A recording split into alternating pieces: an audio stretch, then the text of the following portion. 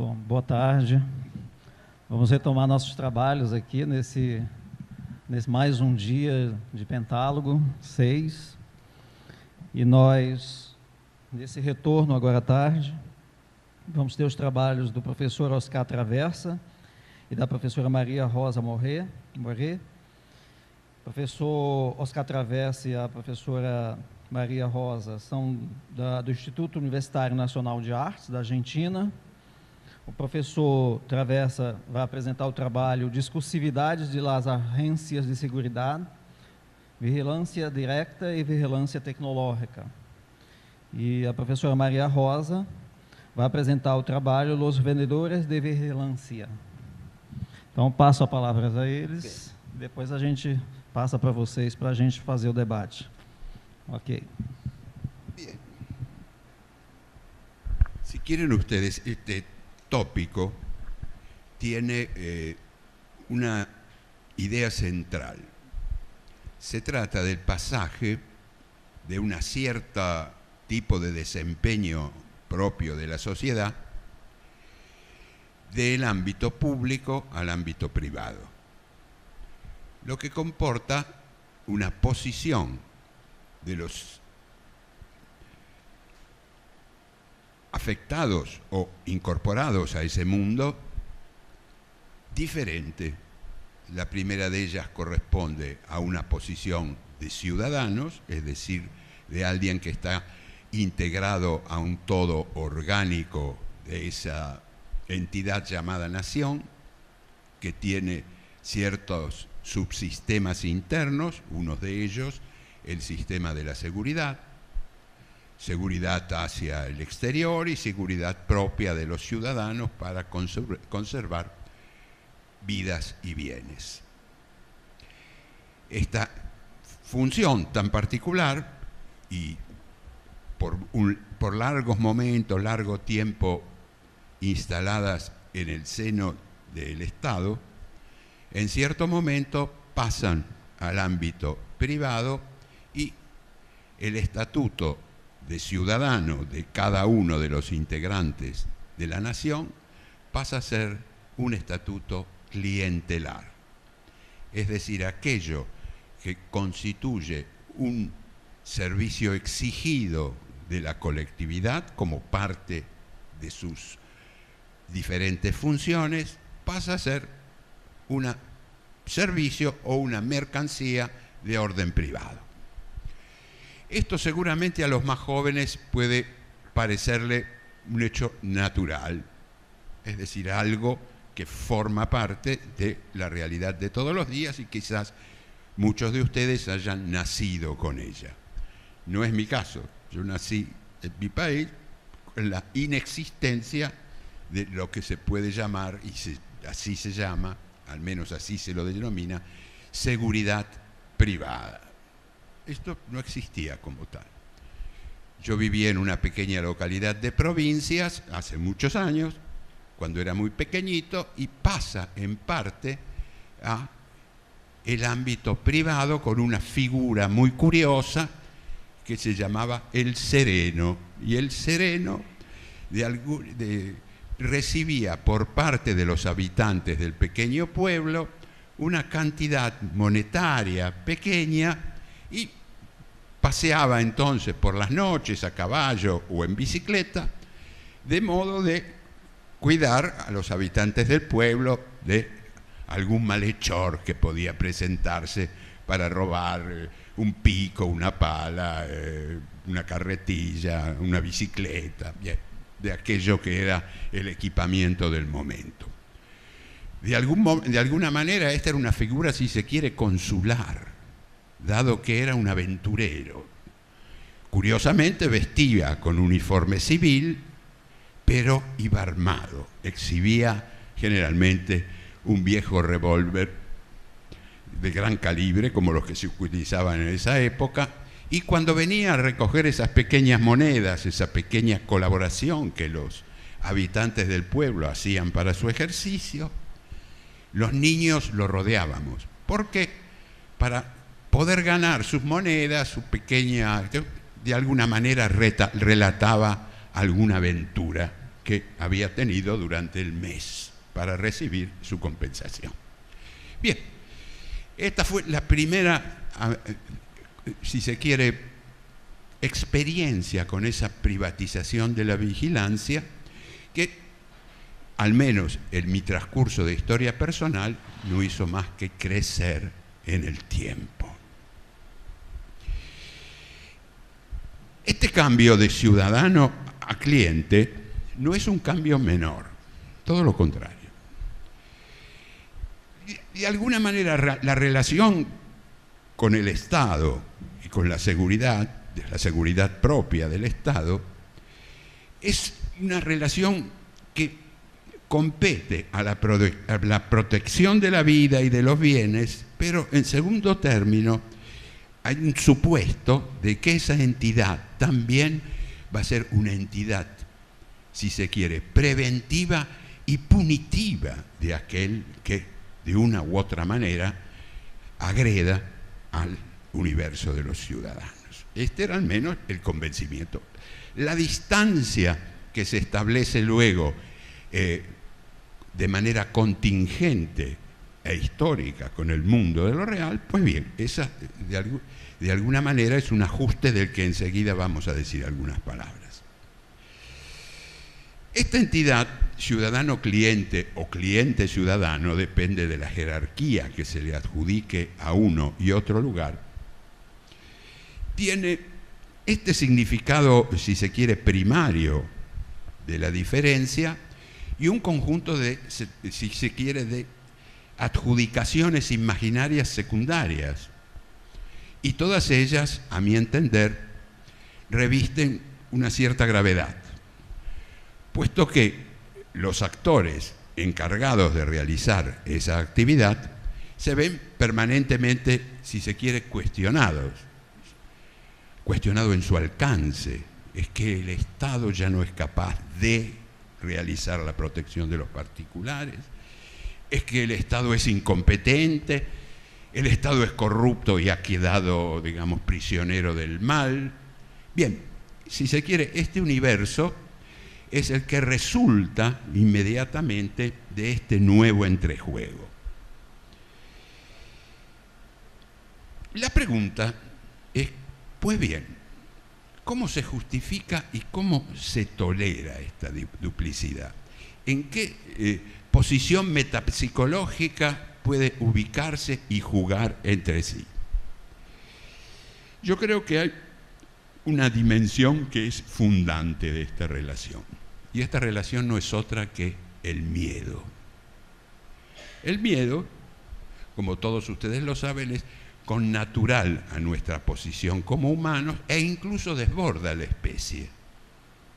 El miedo de algún modo impregna, por lo menos en los, no hablemos vertebrados y mamíferos superiores, pero incluso se encuentra instalado en el decurso biológico desde el punto de vista filogenético desde momentos tempranos. Hay una siempre suerte de huida, de diferencia, de alerta con respecto a aquellas situaciones inadecuadas que ponen en peligro nuestra vida, nuestro espacio, etc.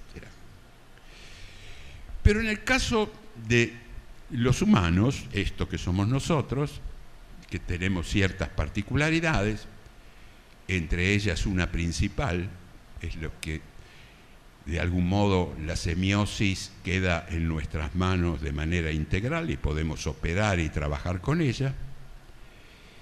Y esto entraña una consecuencia. El miedo está unido, como cualquier otra modalidad imaginaria susceptible de concretarse en discursos, con el tiempo. Es decir, es fruto de una suerte de historicidad. El miedo es histórico. Los miedos del siglo XIX no son los miedos del XX. Cada uno de esos momentos supone configuraciones que muchas veces ha patentizado ampliamente la literatura. Lo ha hecho también, por supuesto, la pintura. Desde el Renacimiento hemos tenido descripciones de aquello que puede ser objeto del miedo importantísimas.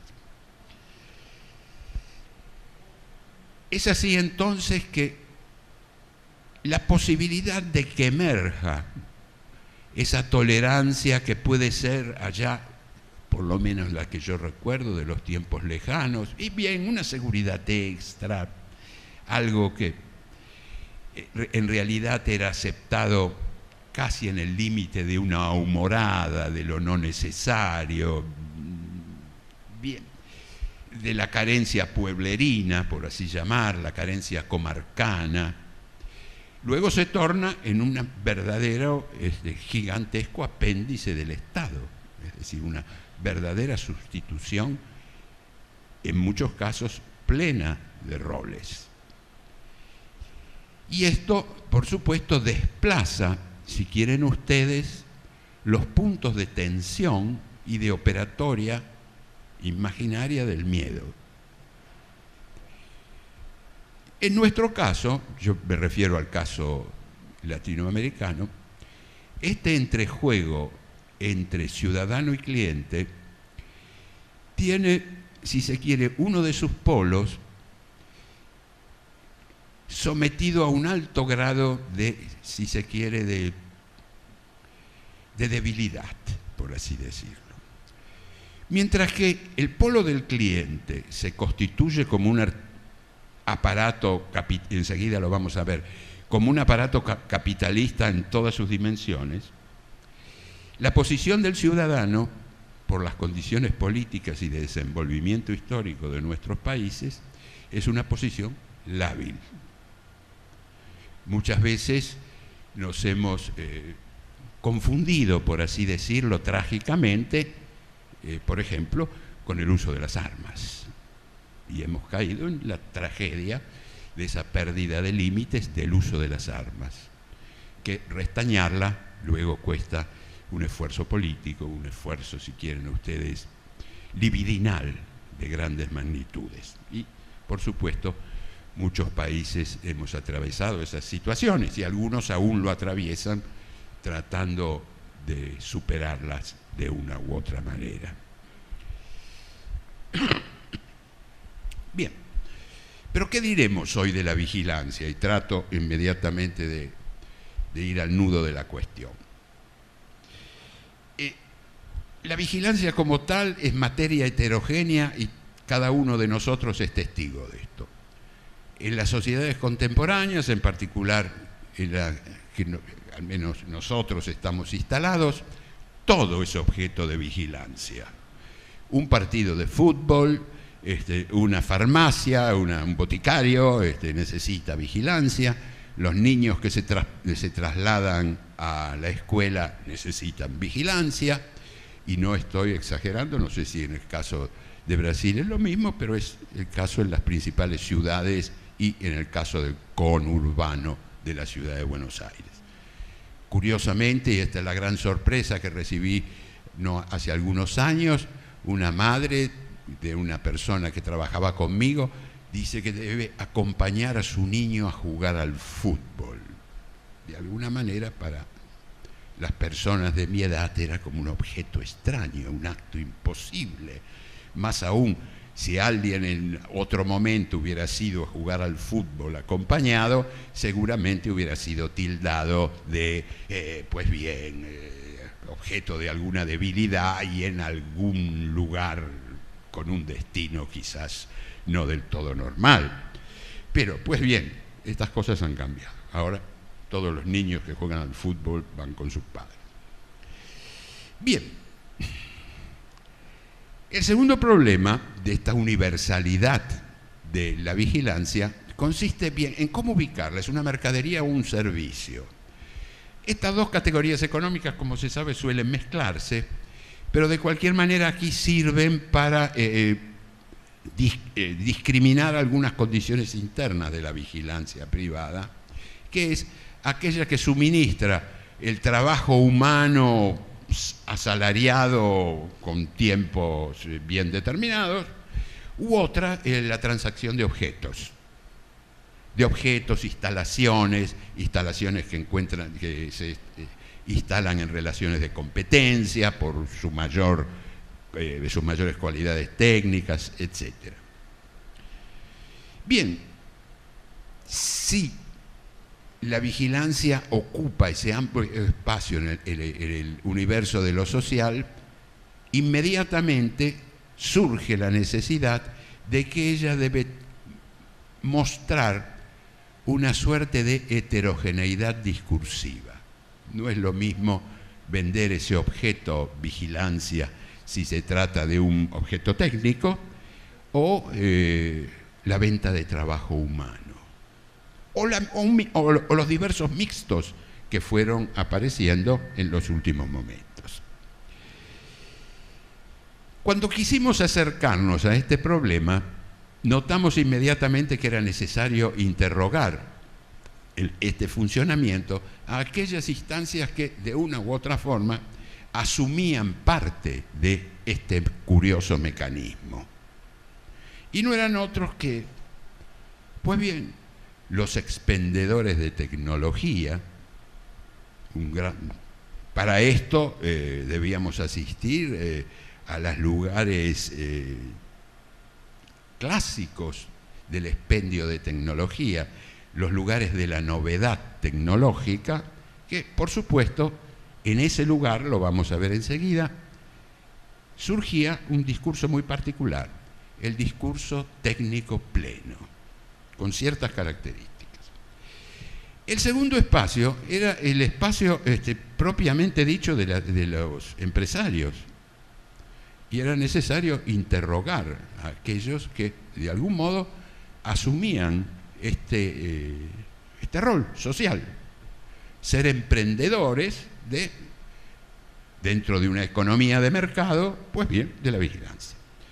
Es decir, que ellos debían adecuarse al mundo y al mundo del tráfico de mercancías. En otros términos, adecuarse al discurso de la ley.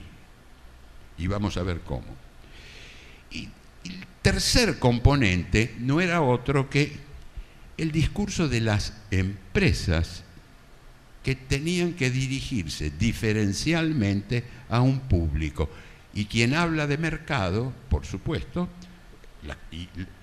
tal cual va ocurriendo en este momento de constituirse como un mercado perfecto, está sometido a las reglas de la competencia.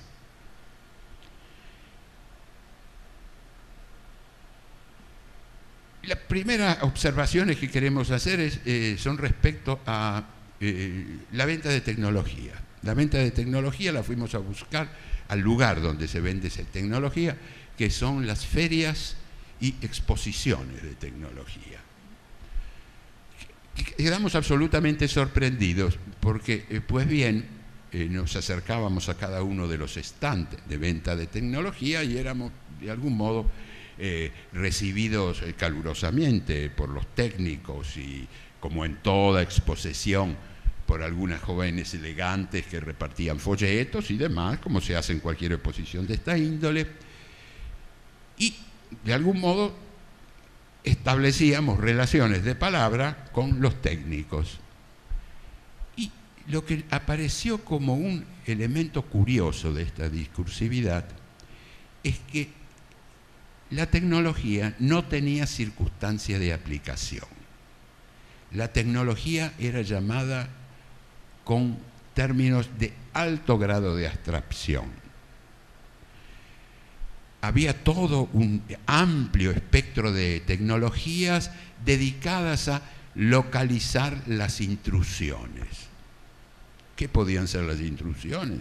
Pues bien, que alguien asaltara una casa a mano armada, o que entrara un perro, o bien, una circunstancia cualquiera, o cayera un fruto del vecino dentro del predio de algún otro circunstante.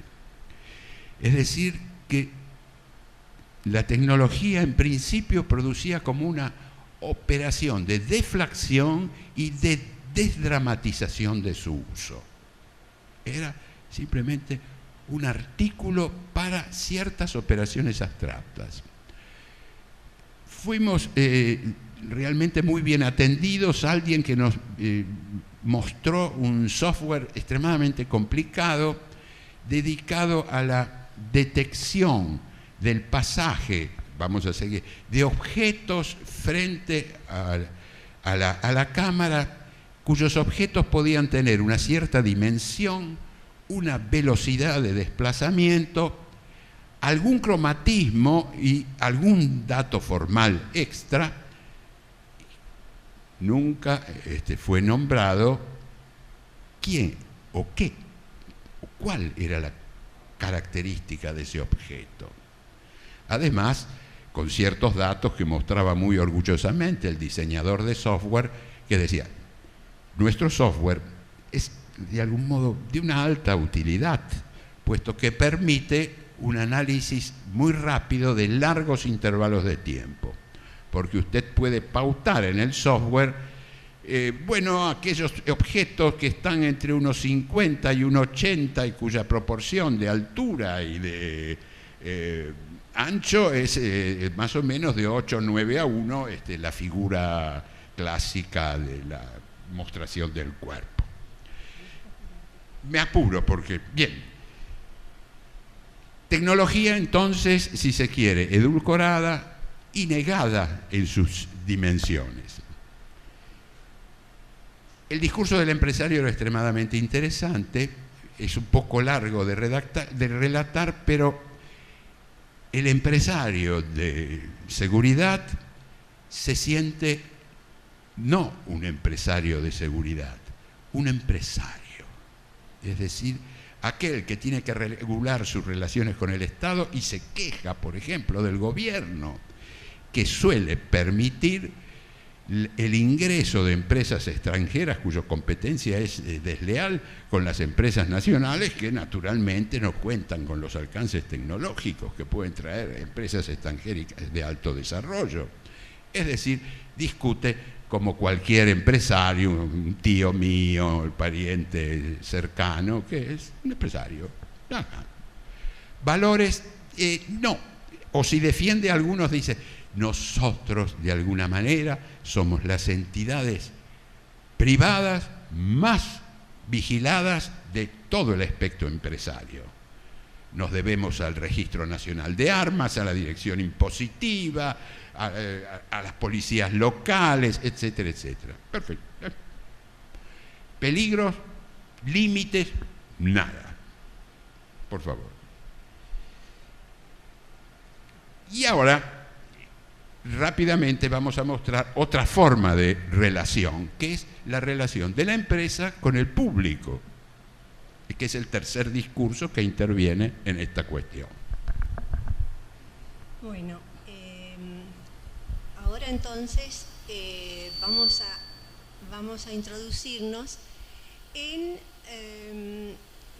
los discursos de estas empresas que se dirigen directamente, vamos a decir, como de manera publicitaria a sus clientes. Sí. Estas variantes de contacto con este público tan extenso como vimos recién, que incluye desde los hogares hasta las grandes instituciones, fábricas, lo que sea, tiene también una variada diversidad de materiales y de discursos, por lo tanto. Vamos a comenzar con uno que podríamos decir es el más modesto de todos, que es el folleto que se arroja por debajo de la puerta de cualquier vecino en cualquier barrio de la ciudad. Acá ustedes lo ven, este folleto de entrega domiciliaria, que tiene más o menos unos 15 centímetros, es pequeño, está incluso en el dorso escrito a mano, está dirigiéndose a su destinatario de manera familiar, usando el tú. Es como, digamos, algo informal, también con un precio muy módico, donde se ofrecen distintas formas de, como vemos en el frente, de promesas. Dice, simplifica tu vida. Y como ven ustedes allí, todo un kit de estas alarmas monitoreadas que se ubican en el hogar. Esto entonces aparece como, ahí hay unas figuras también donde hay como otros métodos más tradicionales de lograr seguridad en el hogar. Esta es una.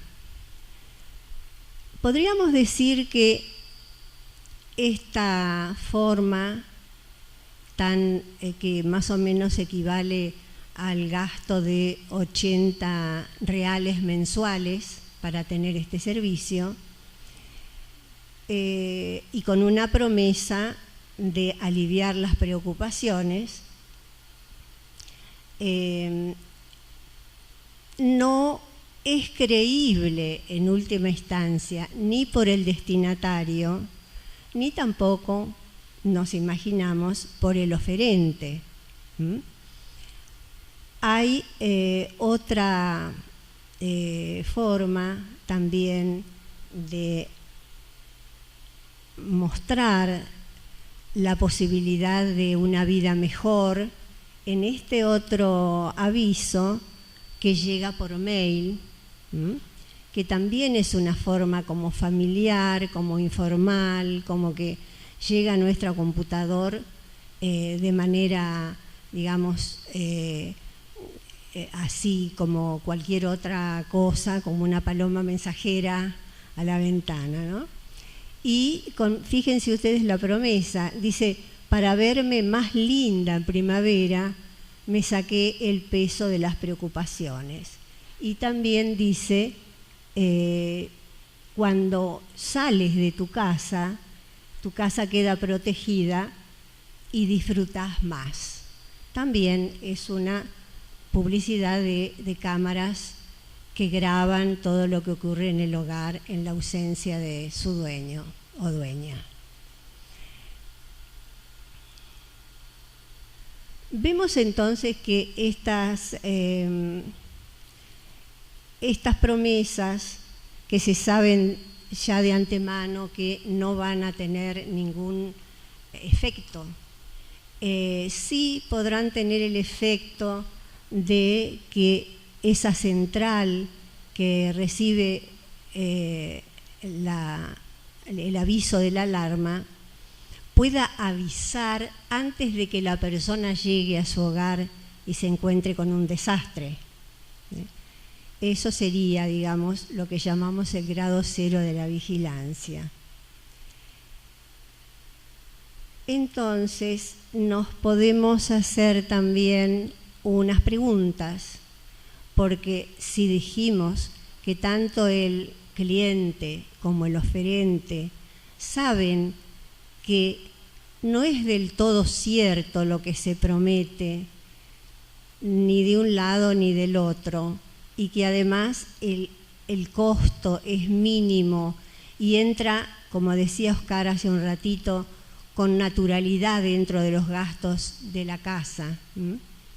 También eso va, digamos, disminuyendo el grado de expectativa en la efectividad de ese servicio. Entonces, podríamos suponer que hay otras cosas que pasan con el ser vigilado, con el ser mirado, y podríamos preguntarnos de qué nos alivia, de la soledad, de la orfandad, de que estamos a expensas de peligros y que nadie podrá ayudarnos en esos momentos, y también preguntarnos si nos sentimos protegidos o violados en nuestra intimidad cuando estamos grabados por cámaras. Aquí creo que sería necesario hacer una profundización sobre lo que es el ser mirado, ponernos como del otro lado de la cámara, no en la cámara que lo ve todo y el panóptico y todo eso, sino desde el punto de vista de ese sujeto que se sabe mirado. Esto es una tarea por hacer, tal vez, dentro de este contexto, aunque en otros contextos se ha desarrollado y muy ampliamente, por ejemplo, en el psicoanálisis, en la psicología infantil, ya es un tema sabido, que la mirada de la madre hacia el niño y del niño hacia la madre, en ese cruzamiento de esas miradas, es como se conforma la identidad de una persona. Esa es una línea, digamos, que uno podría desarrollar en esta sensación del ser filmado, del ser tomado por la cámara. Y también hay otras dos cosas que también me resultan interesantes y que me fueron inspiradas en estos días con los trabajos que escuché. Una es la reflexión sobre un caso emblemático del psicoanálisis, que es la histeria, sobre todo la histeria femenina, pero existe también la masculina, que es esa mirada, digamos, el sujeto queda prendido a la mirada del otro, queda totalmente fuera de sí, sobre la mirada, sintiendo la mirada del otro, y entonces actúa permanentemente para esa mirada, para seducirlo, para capturarlo, para fascinarlo. Ese es un cuadro muy interesante que está, digamos, formulado en los términos de la mirada.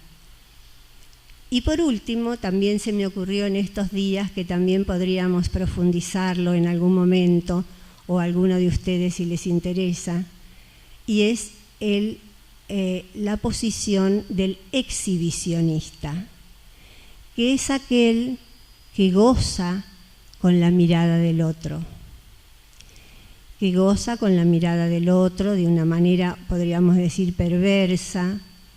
¿Por qué? Porque lo que está buscando en esa mirada es la reafirmación de su propio ser, especialmente de su condición fálica, sea hombre o mujer. Fálico en el sentido de que está, digamos, totalmente pleno, entero, sin fisuras, y su yo es sólido y debe ser admirado por los demás para reconocerse y para legitimizarse. Esto también es un cuadro dentro de las perversiones, pero que también tiene mucho que ver con la mirada y con el ser observado permanentemente. Estas cosas, digamos, con este mundo de cámaras y cámaras y cámaras, uno podría decir, bueno, ¿qué pasa con todos esos casos? ¿Qué tipo de equilibrio se busca? Y al permitir, digamos, también que esto ocurra, incluso de comprarlo. Bueno, aquí entonces me voy a apurar un poquito. Con respecto hay dos grandes tipos de seguridad, digamos. La seguridad física o presencial, que es la de estas guardias, personas que se prácticamente disfrazan o se trasvisten en policías, como ustedes ven acá. Muestran sus flotas de vehículos. Es una mostración de fuerza. Los uniformes, los dispositivos que parecen armas, los teléfonos y otros dispositivos que llevan consigo que parecen armas, a veces lo son, a veces no, pero que ya, digamos, su presencia es disuasoria de algún ataque seguramente para la persona que está pensando en hacerlo. Y también, como vemos acá, esta exageración de esta multiplicación de iconos donde vemos a esta persona con su chaleco antibalas, sus armas, y vestido con estas insignias también que hacen parecer un militar o un policía. Perdón, se me pasó aquí algo que simplemente en 30 segundos voy a tratar de hacer algún comentario, y que son los isologos de las empresas. Fíjense ustedes cómo son. Estos son, por supuesto, de una página argentina, pero estuve revisando en una revista de acá, de Maceió, una guía que se llama Editar o Edital, y las empresas de seguridad tienen también estos símbolos, digamos, juegan con las mismas metáforas de la fuerza, como pueden ser los animales, las aves de rapiña, los halcones con su buena vista, a veces algún felino con su velocidad, la fiereza, la fuerza de un tigre. E incluso hemos visto con Oscar, y nos hemos sonreído también, que en esta guía que les comento hay también un dragón, el dragón, este animal, digamos, mítico, del que saca fuego por la boca, o sea, como una figura de la fuerza casi absoluta. Bueno, por supuesto también están las insignias, las figuras de los policías. Esto es algo que recorre todo este pequeño conjunto que hemos encontrado. Bueno, entonces ahora una palabrita sobre la seguridad electrónica, que creo que ya está totalmente clara. En estos días se nos ha aclarado totalmente, y creo que su discurso en este plano de la publicidad es, yo diría, pobre, porque se reduce a lo técnico nada más, a lo tecnológico, y encontramos por fin uno de estos servicios que es como un híbrido entre la seguridad física o presencial y la electrónica, que es un servicio que se llama El Ojo del Halcón. El Ojo del Halcón consiste en una cámara con una persona, con la imagen de una persona que está vigilando, como ven ustedes allí, que por supuesto está unido a una central y que está monitoreado, y que a lo mejor no es solamente en ese edificio donde está, sino que puede estar también en otros de la zona. Y la característica fundamental es que se puede interactuar con él. Es decir, como ustedes ven ahí en la figura, hay un sistema de microfonado que permite que se converse, digamos, o se intercambien algunas palabras con ese operador que está ahí, ¿no? Es decir, que es realmente una manera casi igual que cómo uno podría intercambiar con una persona. Un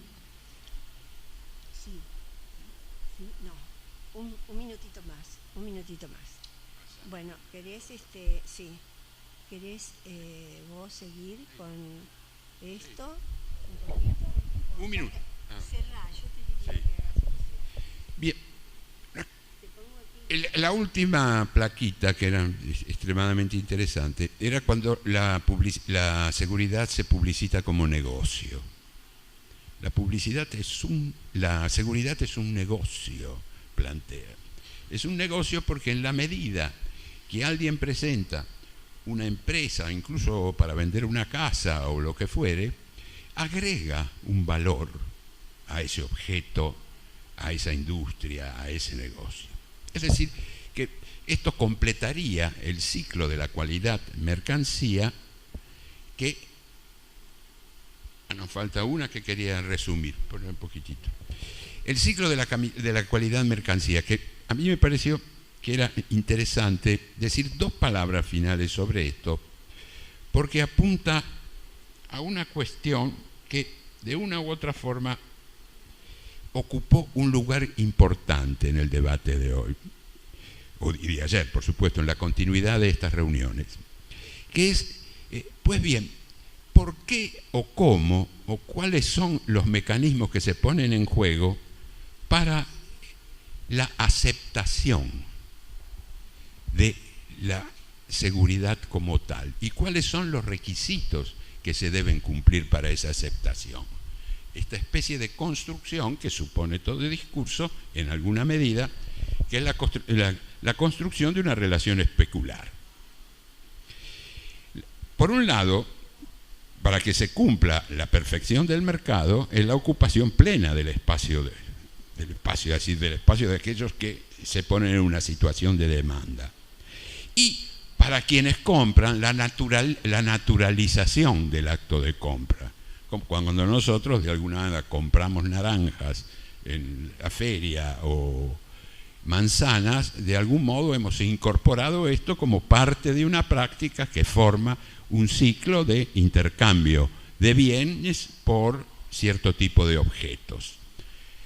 Con la seguridad ha ocurrido esta suerte de naturalización del hecho que está garantizada por la diferencia de la oferta que satisface, como se suele decir en este lenguaje, a los diversos huecos de mercado. Y una tercera condición que es importante, que es la que pudimos ver en el caso de los empresarios, que es la institucionalización de las relaciones. Es decir, que éstas forman parte de algo que cada uno de los adquirentes se encuentra legitimado por su inclusión en el derecho que regula la vida de los ciudadanos. Por supuesto, estas condiciones exigen producciones discursivas que de alguna manera pongan en fase los apetitos de la oferta y de la demanda. Pero acá está el lugar, si se quiere, de la falla. Nunca se simetrizan las relaciones entre los imaginarios, por supuesto patentizados en discursos, de la oferta y los imaginarios públicos, asimismo que se patentizan en una diversidad de discursos sociales. ¿Por qué? Es decir, son insimetrizables estos dos imaginarios. Precisamente porque estos imaginarios están de algún modo sometidos a la contingencia de la historia, que producen de algún modo diferentes velocidades de desenvolvimiento. Estos imaginarios, si ustedes quieren, generan una suerte de malestar permanente en la sociedad de la vigilancia. La sociedad de la vigilancia nunca se autosatisface. Siempre vive y juega con estas diferencias. Nuevos miedos, nuevas soluciones, pero esos miedos no tienen fin. Creo que este es un requisito que debería ser agregado a pensar cómo vigilamos a la vigilancia, cómo de alguna manera podemos establecer algún tipo de desequilibrio, yo diría mayor, que permita nuevos reequilibrios. Nada más.